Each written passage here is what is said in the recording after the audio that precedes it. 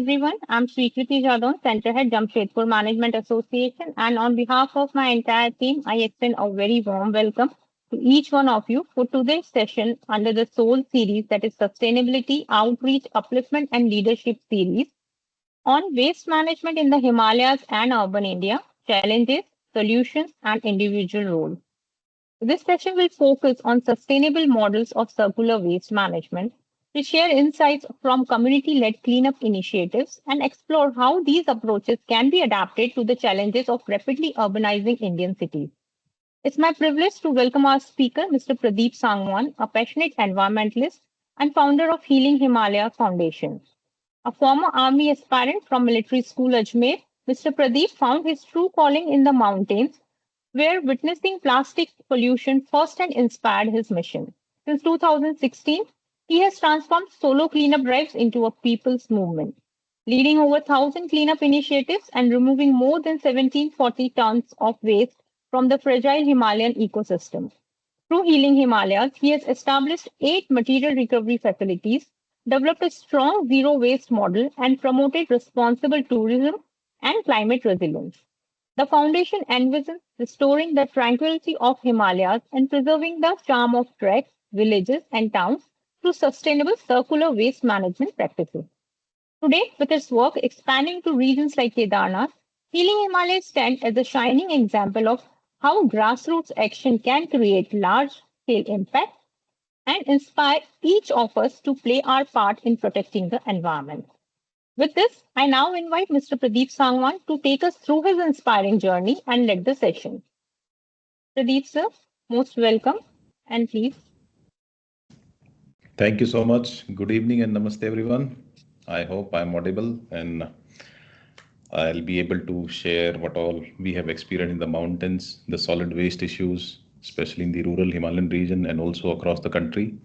So we'll highlight some of the work that we have done first, and then eventually we'll dive deeper into what is the complexity behind solid waste across the country, why we are not able to sort of replicate another Indore or another Maulinong, which is the cleanest village of Asia in Meghalaya. What are the reasons behind it, and why an individual can do a lot, although we don't really believe that individual efforts can bring up a lot of changes. But let's focus on that part as well. So my name is Pradeep Sangwan, and I'm the first volunteer at Healing Himalayas Foundation, a beautiful community started back in 2016. The core idea was to create a middle path for each and every individual who would like to trek across Himalayan region. The sad part is that most of the people who started traveling, the whole trend of traveling and trekking started in, I think, 2010. People used to travel before that also, but the mass movement started around 2010, 11, and 12. Due to multiple reasons. One is obviously the spending power that has increased over a period of time. Number two, the young generation that we have in our country. Our demography is quite young. And third is the the energy or the capacity to explore beyond certain regions such as Shimla and Manali. So these are multiple factors that led people to travel across Himalayan region, across different rural areas of the country.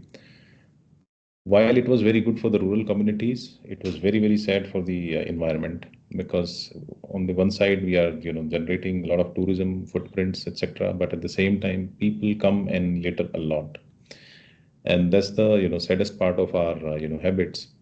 Why do we ruin one of the most beautiful landscape across the world? I guess because Himalaya is such beautiful, serene ecosystem that we have, and we are so blessed that out of all the countries, only few handful countries have this environment or Himalayan ecosystem that we have. So it was beyond me to understand why this mindset is there, why people who are well established still litter. So that is a big problem that I saw, and that's where we started. Very basic thing.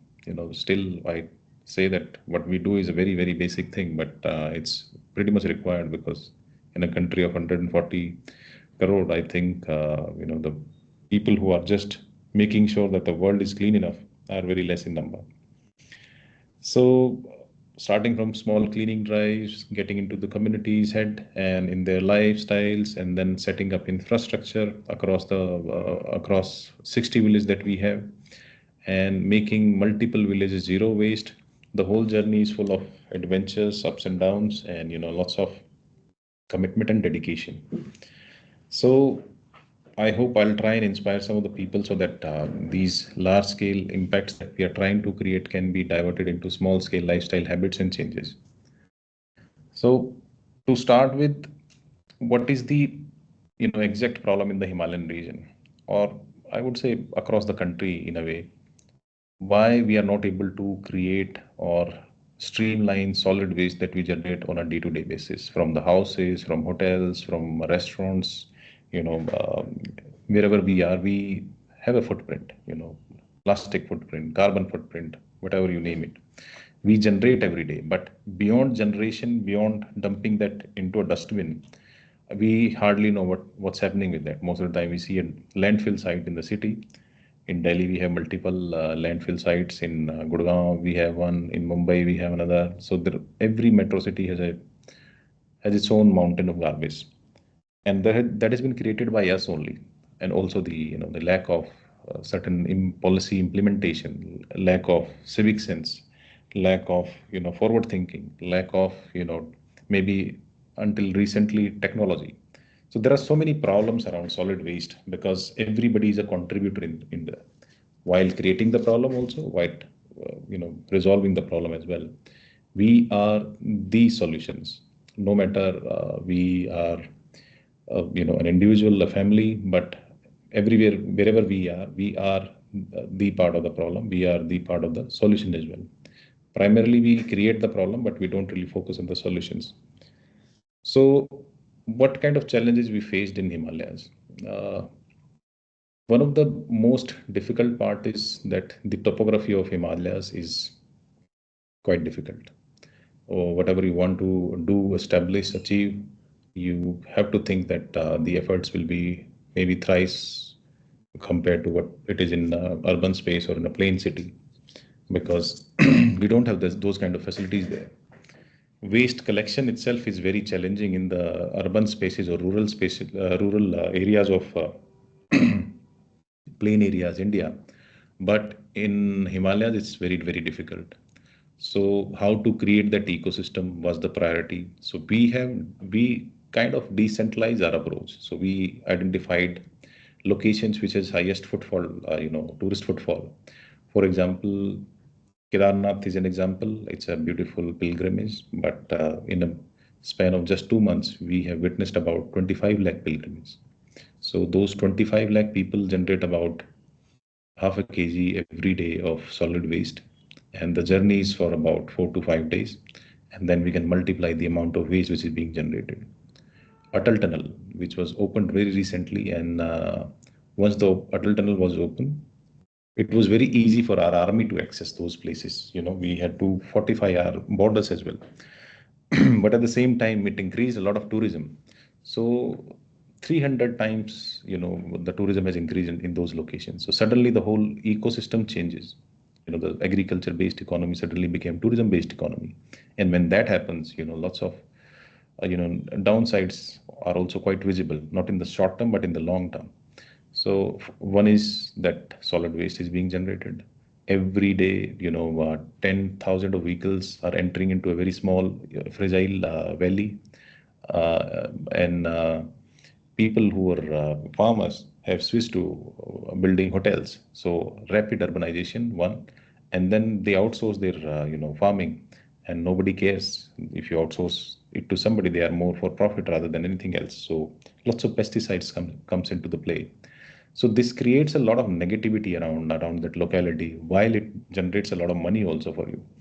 So we started identifying these locations. We started building infrastructure so that whatever is being generated should be collected, but at the same time, how to minimize certain materials. In today's times, our life is full of single-use plastics. All sort of plastic are there, but single-use plastic. And now we might know about it, but I'll give you a very brief about what is single-use plastic. Any plastic which is there in your life for a very brief moment. For example, plastic straw, you just sip your drink and then you throw it away within 4 to 5 minutes or maybe 10 minutes maximum. A poly bag from market to house and then maybe in a dustbin. Some of us might use it as a dustbin, but otherwise mostly it's a waste. So plastic cutlery again, it's we eat and we throw while traveling. Most of the time we use that. So these are some of the examples that we, on a day-to-day basis that we use and generate. You'll be amazed when we, tell you the composition of waste. So when we built those facilities, we realized the quantity of the materials and the variety of the materials that we collect. Now, in our country, when we talk about single-use plastic also, sachet and pouches are the biggest contributors. And they are the ones which are very difficult to collect, segregate, and recycle.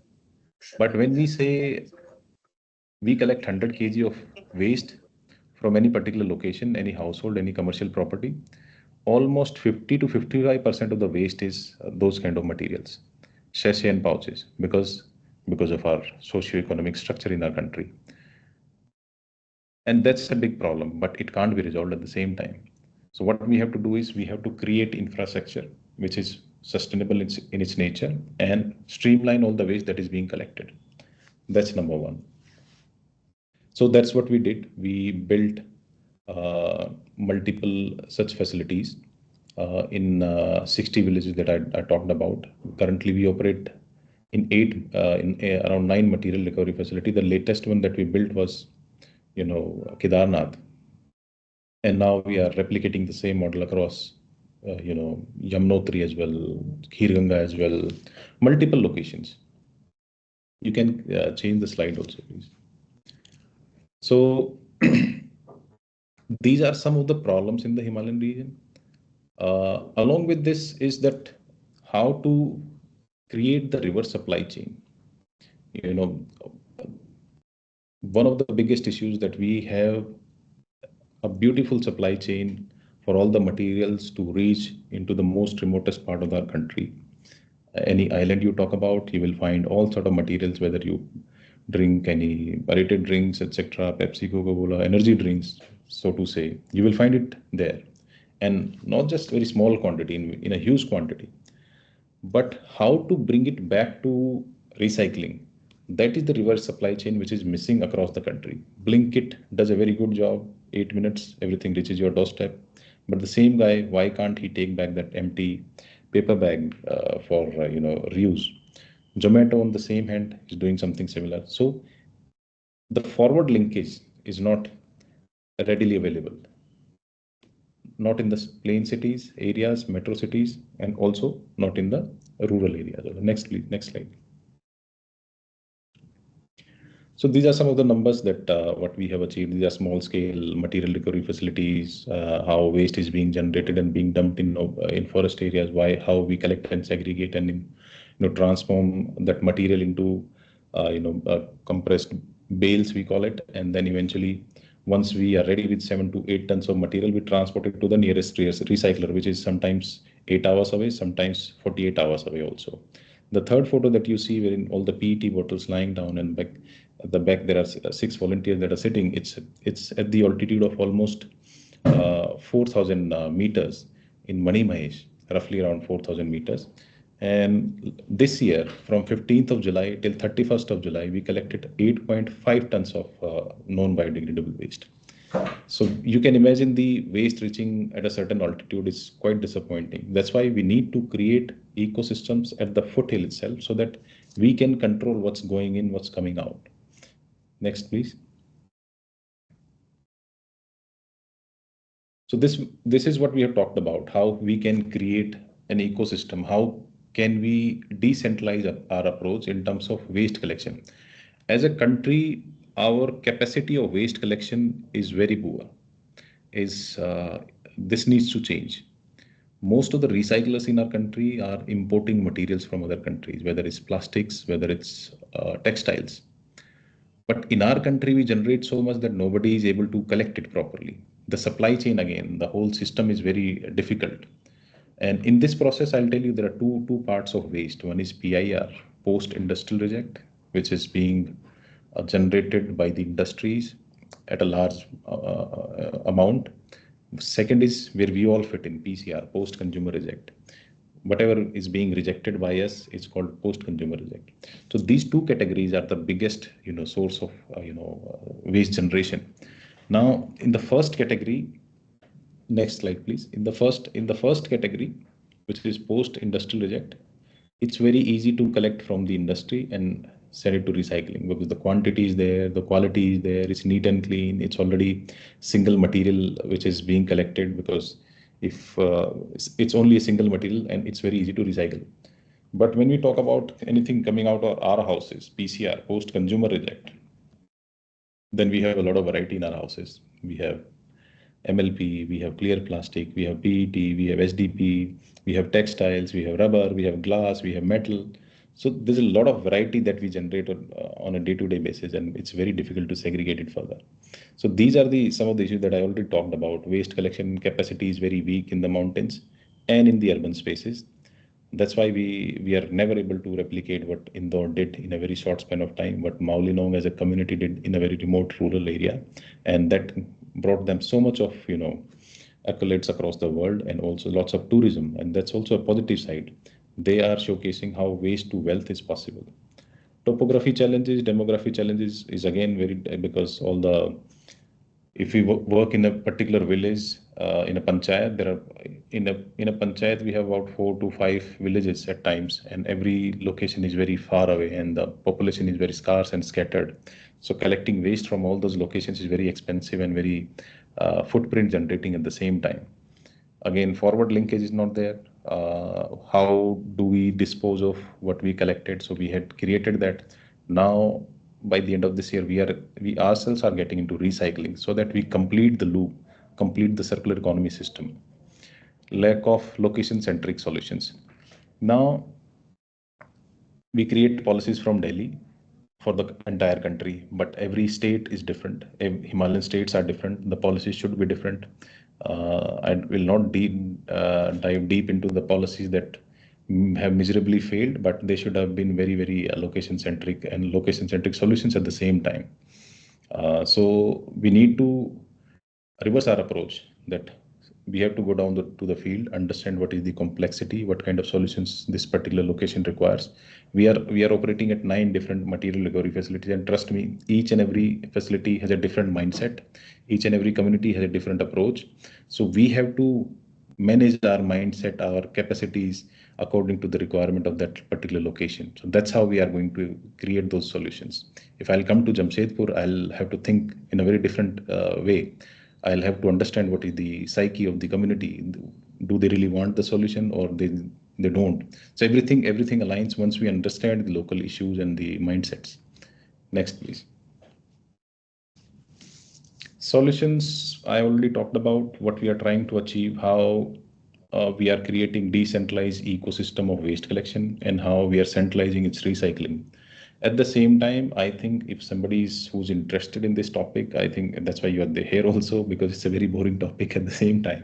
But my thing is, we need to understand that every district in our country has a different opportunity in terms of waste and its recycling. So we need to create more entrepreneurs, wherever we are.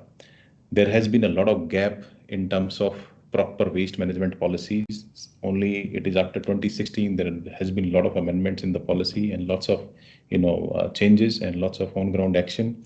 But still, it's very difficult to see the tangible results or the visible changes because the problem is huge and it will take a lot of time. Like I don't think so in this lifetime I'll be able to clean or create the ecosystem to clean Himalayas. Might take another lifetime. That's for another time to discuss. But yes, we need to create entrepreneurs. We need to have incentivization, identify, the reverse supply chain that I keep talking about, because in last 2 COPs that I've, been to, the whole world is talking about how technology and blockchain can be introduced into waste management and, bring transparency and traceability that is much required. And it is because as long as our municipal corporations are not held responsible, accountable, I don't think so. We can see the changes. And I'm talking about Gurgaon Municipal Corporation. I am in Gurgaon currently, and I see the failure of the corporation and many other such corporations across the country. They are not able to sort of control the parallel ecosystem, because as I said, for last 30-40 years, nobody has really cared about waste management. So there are so many gaps, and those gaps were filled by informal sector. And the informal sector has its own unique way, although they are the backbone so far of our country in terms of waste management. But at the same time, informal sector being informal creates a lot of, the environmental hazards also, because the way of their recycling is difficult. The way they streamline things is very difficult. And now people who are young entrepreneurs who want to get into the waste, it's a very silly thing to say, but everything is cash driven in the market. If somebody who's a startup and VC funded sort of a startup, and if they want to get into the field, they can't deal in cash, and that's where the competition is. And somebody wrote this letter to Nirmala Sitharaman ji also, that these are the issues that we face on ground. You charge us so much of GST, but at the same time we are not able to work. So these are very practical problems that every entrepreneurs will or are facing. Next, please. Next slide, please. Yeah. Now, again, issues and solutions we have largely covered, but I would like to. So let's take one example, and Gurgaon can be the most suitable example. And every urban space, has almost has a similar sort of a problem. People don't segregate at the source. That is the biggest problem. If source segregation doesn't happen, it will cost us, the taxpayers, a lot of money, because no government is not going to pay from their own pocket, but some money will have to come from somewhere. And why do I say that if source segregation is not happening, then it will cost us more money? Let's just say that 70-80% of Gurgaon is not segregating its waste, which is quite visible. So non-segregated waste, what will happen to that? First of all, both the properties are being killed. There are primary two types of waste, dry and wet. In dry, we have multiple, varieties, plastics, again, all metal, textile, rubber, etc., etc., electric waste, etc. Wet, we have kitchen waste, we have horticulture waste, we have manure, etc. And every waste offers a lot of value, enough value sort of to make an profitable venture out of it. But when we mix together, nothing is going to come out of it. So first of all, we are creating a huge mountain of garbage. Number one. Number two, it will become a sore to eyes for everybody, and that has been the talk of the town also lately. Third is to dispose of and to kill that heap of garbage or mountain of garbage. You have to invest money again. So first we are losing the value out of the waste, and then eventually we are investing in something which does not have any value. So all these problems are being creating a lot of pressure on our pockets. We don't know it, but indirectly we are paying a lot of more money for our waste management, which is not happening in the right way. So as a society, we need to ask a lot of questions. We have stopped asking questions. By just realizing this fact, that how many times we have stopped somebody from littering in our lifetime, we can calculate that how active we are. Small simple actions lead to a large sort of an movement across the country, and that has happened multiple occasions. Again, blockchain, I keep talking about it. It's very important. I'll give you one example. If we digitalize what we do, for example, in Himalayas, we run those material recovery facility or waste collection centers. Out of 9, we have digitalized almost 4 of the MRFs that we have, and we know who is the culprit in the waste, what kind of quantity that we have collected on a day-to-day basis, how much waste we have segregated on a day-to-day basis, how much waste we have transported for recycling. So we know the economics of what we do, so that we don't end up paying a lot of money. So that's why it's very, very important. And if something similar is replicated in the municipal corporations, they will be held accountable. So that's why blockchain again is very, very important. Technology is very important. EPR we talk about, extended producer's responsibility. Now, some of us might think that why an individual is only responsible for what they are generating. So for that, 2019 government came out with EPR, Extended Producers Responsibility, which says that producers are equally important, equally responsible. So that whatever they are generating at factory level, we also call them PIBOs, producers, importers, and brand owners, such as mostly in the FMCG space. So they created multiple categories that if you produce this material, if you produce 10,000 tons of material in a year, or you use that material for packaging, then you have to bring back the same quantity and get it recycled and get a certificate from recycler. Sounds very good, right? But it failed miserably because the direct communication started happening between the PIBOs and the recycler, and the waste is still lying there. Certificates are getting transferred. So that is again one of the issues. So now how to strengthen that?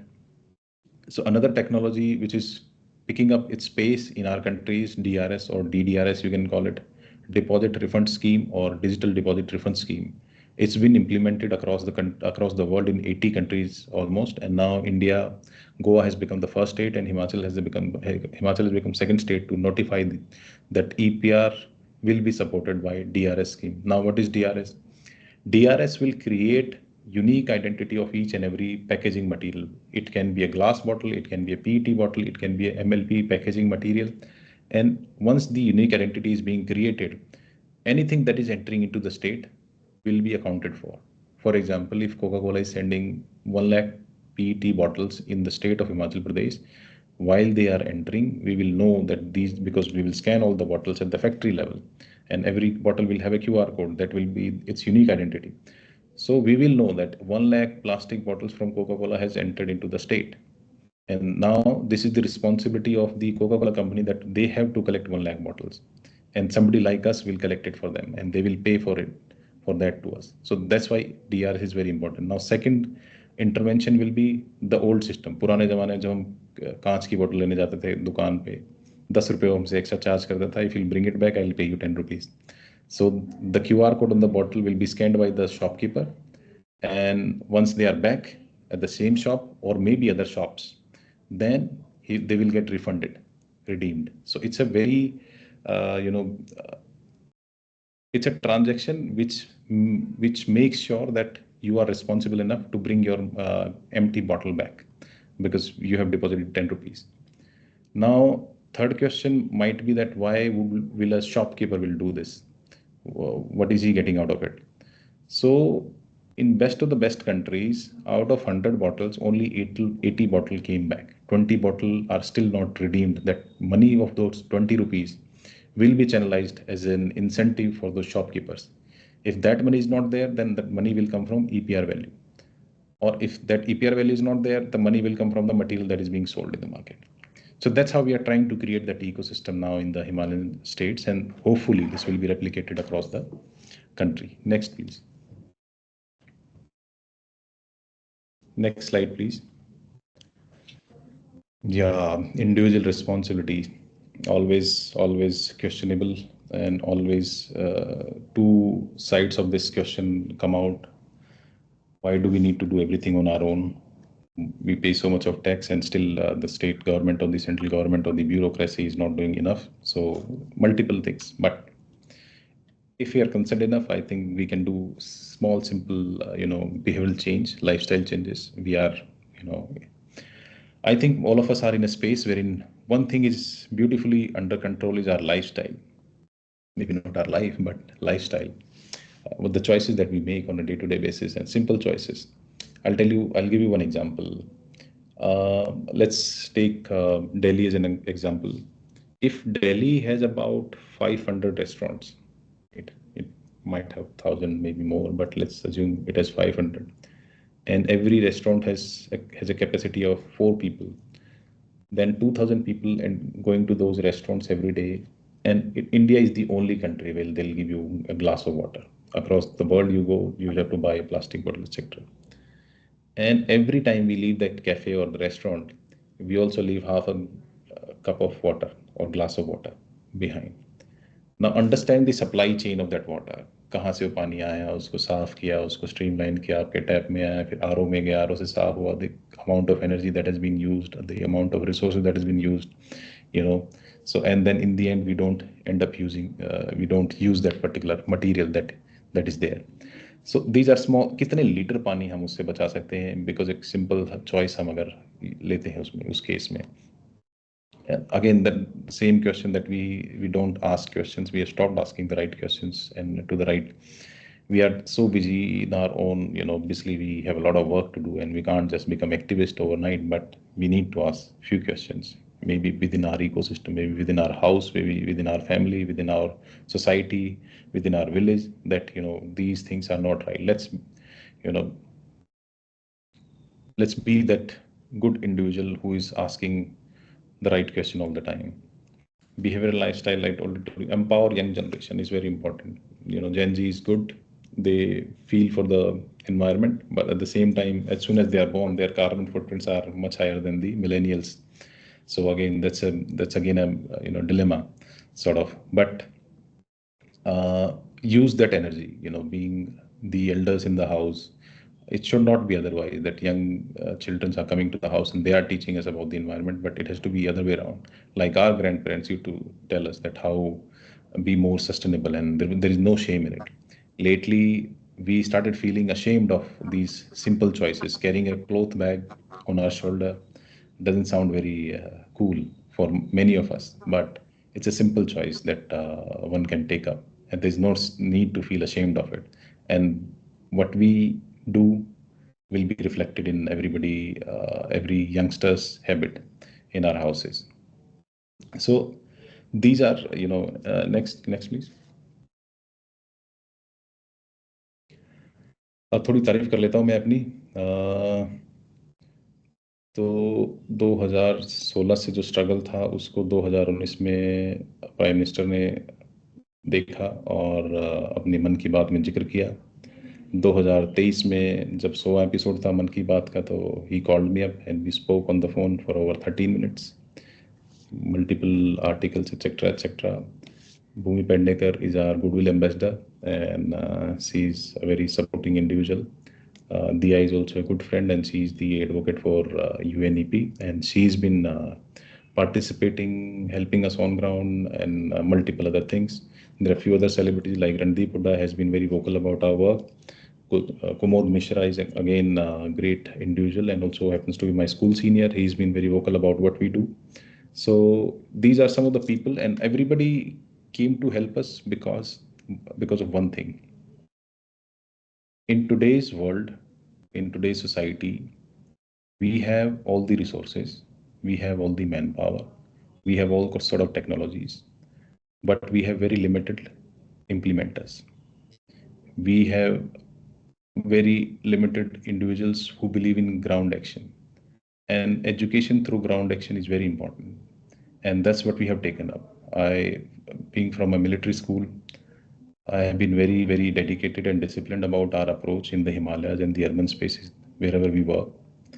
Wherever we go, we leave a positive footprint behind, making sure that wherever we have worked, the community is affected positively. That if we can work hard this much for somebody else's garbage, and it's a very simple process. If you pick up the waste thrown by somebody else, I don't think so you will throw any garbage in the first place. That's number one rule. That's why we do a lot of cleaning drives, lots of engagement, because clearly if education was right and everybody had understood from the education itself, the environmental chapter that we studied briefly in our schools and colleges, I don't think so littering would have been a problem. Small countries like Nepal, Sri Lanka, they are million miles ahead of us in terms of their civic sense. And civic sense reflects a lot as a country. How if somebody is getting into our country, landing at an airport, and they see as soon as they get out of the airport lots of garbage around, and they believe they have entered into a dump yard. So it's a very sad state of affairs that how we represent our country and how civic sense has ruined it. And there's a need to understand the psyche, that how we have gone so wrong in terms of our civic sense. We are so focused on our rights, but duties are nowhere to be found. And this is one of the most amazing parts, that along the way, when did our civic sense die?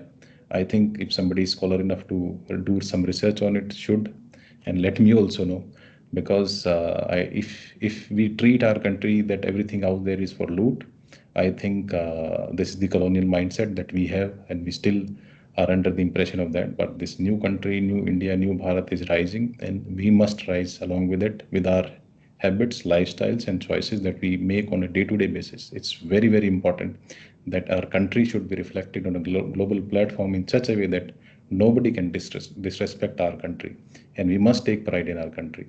We must reconnect with the natural world, and that's where we have gone wrong.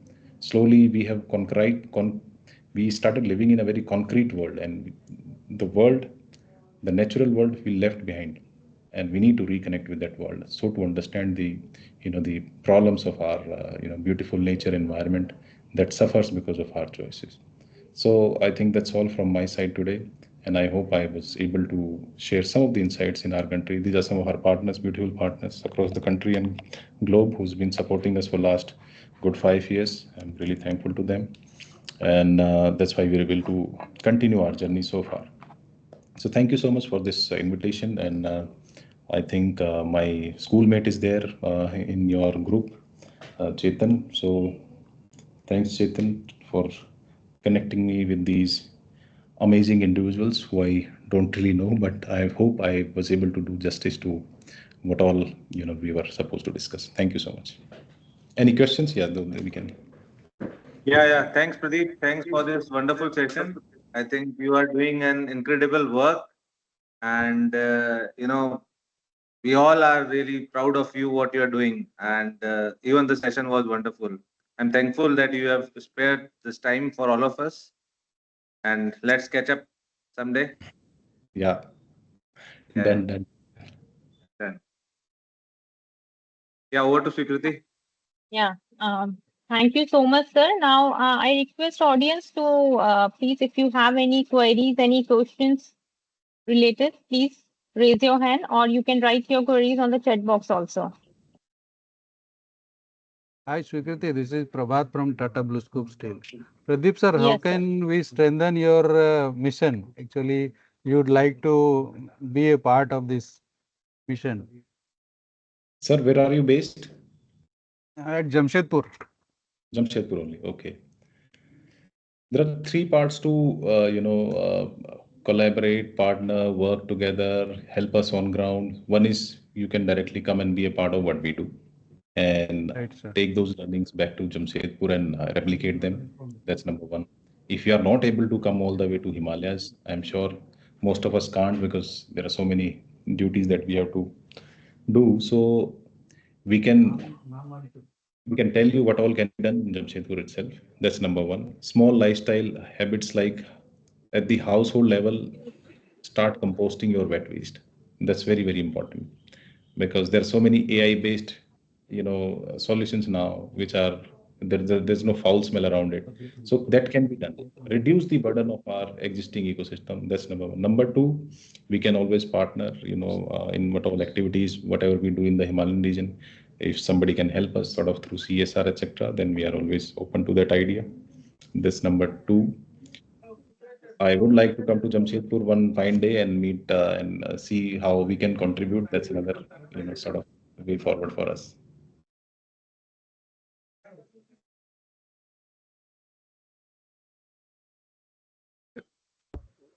Mr. Pradeep, this is Vellore calling from Hyderabad. Can I have a few thoughts to share, Mr. Pradeep? Yes, yes. Why that waste management, the recycling principle is not working there at the Himalayas foothills? Because it is quite successful in the Mahanagara, Palika corporations and other things. Not Why waste recycling is not happening in the Himalayan region? That's what you're asking, and yeah. compared. If you create the such sort of a demand, and then automatically it will suck whatever the things are generated, it will be connected to some economy. Because if you whatever the policies if you define, unless it is supported by the economical aspects, then only it will be suffice for success of that particular policy. Hmm. The reason for the same is that because we don't have waste collection capacity. Nobody is collecting it. Nobody is performing their duties well. If we have enough waste being collected on a day-to-day basis, Himachal or Uttarakhand or other 13 Himalayan states or UTs that we have in our country can build small-scale recycling setups. Number one. Number two, even if we collect, large scale solutions can't be implemented in the mountains. For example, waste energy, although it's a very flop idea, but still people are going to, people have adopted it and still preferring over many other solutions that are there in the market. But for waste to energy, we need 400 to 600 tons a day, which is not viable for most of the Himalayan states again.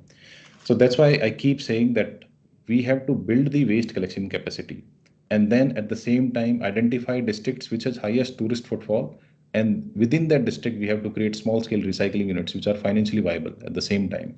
Waste collection ecosystems in terms of infrastructure are material recovery facilities. On their own, they are not viable, financially viable. But if we club material recovery facility and recycling facility together, they are profitable also. And hence we will be able to create social entrepreneurs within the ecosystem of Himalayas. So, but there are no studies. Nobody is doing that. So we are trying to achieve that part. So far, we've been building the waste collection capacity. This year, we are getting into recycling as well. So now we have enough material being collected. We would like to recycle it, and we would like to make products out of those materials, which can be resold within the state rather than transporting. So globalization is okay, but how to reduce burden on logistical footprint is also again should be the priority. While minimizing our footprints, we also need to focus on the logistical footprints of transportation. We are sending material from Himachal to sometimes Gujarat, to sometime Maharashtra, to Chandigarh. Why can't we have our own recycling units within the district? So that's where we are working at, and I hope once we have enough collection capacity in the urban spaces where you talk about, it all comes down. There are two parts. One is the municipal corporation like Indore has done a tremendous job, and they have been making money out of waste, whether it's wet waste or dry waste.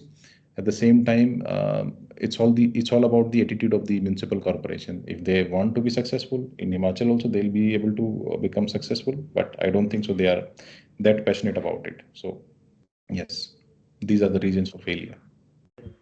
Yeah, that can be given a thought. Attaching to any Mahanagara municipality or corporations, wherever this municipal solid waste recycling and generation, say maybe power generation or something by incineration concepts, if that concept got developed and whatever the revenue is generated in the foothill of the Himalaya villages, let the panchayats also will be shared and part of that economy revenue, and that will be spent to the particular panchayati, whatever the solid they are selling to the these municipal solid waste collectors. No, so at panchayat level, it will never be a financially viable model.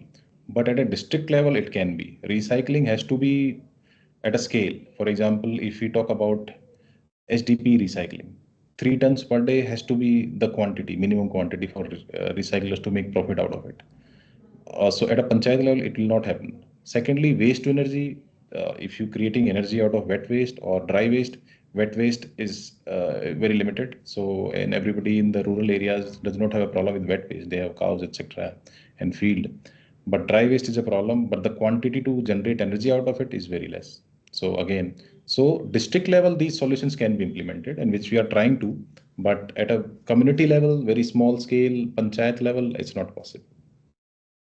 Okay, Mr. Pradeep. Thank you. Thank you.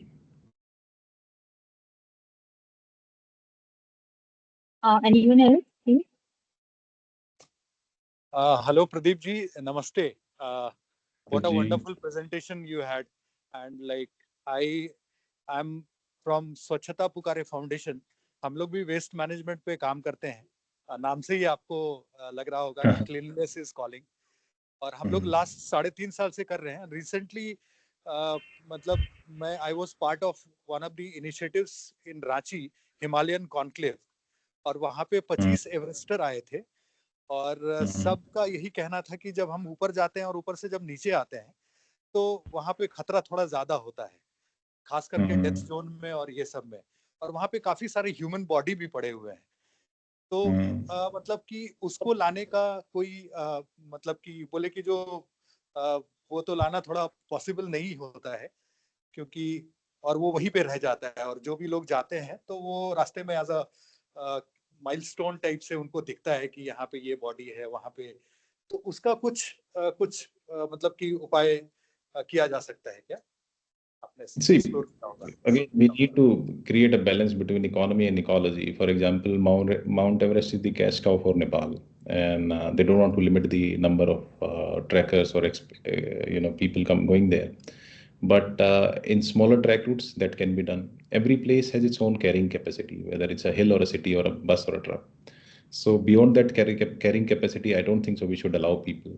So that number has to be there, and that strict action should come from the government side, and which is kind of missing, because if every track route should be declared as a plastic safe or free zone, and if we control materials at the foothill of a track route, we can solve 50% of the problem.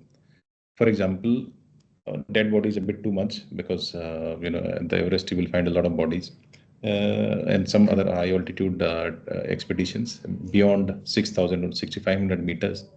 But in India, in Indian Himalayan region, most of the tracks are around 6,000 meters and below. And where we operate and where the garbage is the most is around 3,000 meters to 4,500 meters in between. 2,500 to 4,500 meters. That's where the garbage pile is.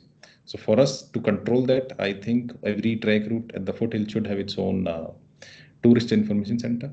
Every tea house, which Nepal has done beautifully, every tea house along the route should become a collection point for waste. And while those people, local communities who are getting benefits out of the economy, which is being given to them by the expedition individuals or trackers or travelers, they should be the responsible enough to get it back to the base. Now that responsibility is not there in India. We have been collecting all the material from the top and bringing it back to the base, but for the first time this year, at one of the track routes we build a facility. Next year we are going to build another tourist information center, and that's how we are going to control. We are doing that trial now.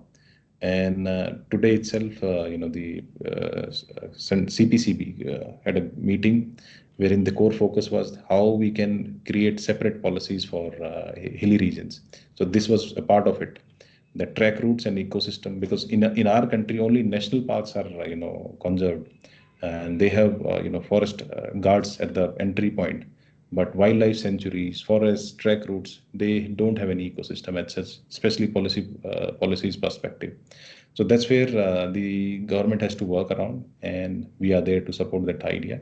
And I think this can be a good start, that how every place should be known by its carrying capacity, what kind of footfall can be done in a particular month or a day, and that should be defined. And eventually, if one needs to raise the entry fees or start the entry fees or green tax or environmental fees, I think that should also be done. Yeah, Apart thank from you. this, I think government and people awareness is very, very important. I visited a state in Sikkim. Okay, there I see single-use plastic and bottles are fully banned. It's a strict rule from government, as well as people are very, very aware. Even a single driver, we can say, even a sweeper and driver is also much, much aware of this. So they just restrict people to use this. So that kind of awareness will play a very, very vital role in this. Absolutely, sir. In Eastern Himalayas, Meghalaya, and a couple of other states, Sikkim, Meghalaya. These are two, the most prominent states in northeastern. The civic sense is quite high compared to what we have in the northern Himalayas, Himachal, Uttarakhand. Right. If you talk, there's a comparison, right? Because they believe the communities in Meghalaya are still very strict. Monthly cleanups. The old system of Mahila Mandal organizing the cleanliness within the village twice a month was there in Himachal earlier, now slowly vanishing. So the community participation is slowly dying. Everything is being given back to the panchayat, or the representation from the municipal corporation council or Nagar Panchayat will do. So the collaboration is not there anymore. which is becoming very sad. And Right, these were right. very strong pillars for us to back then, to make sure that we are we are independent sort of in terms of our cleanliness and swasthta. But now we are becoming dependent on other entities. So that is not right. Right, right.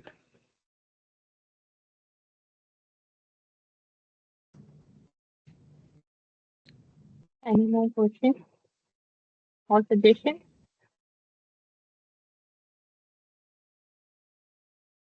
Hmm? Sir, I want to add certain technical aspects. Uh, Maybe it may be quite quite away from the our regular thoughts.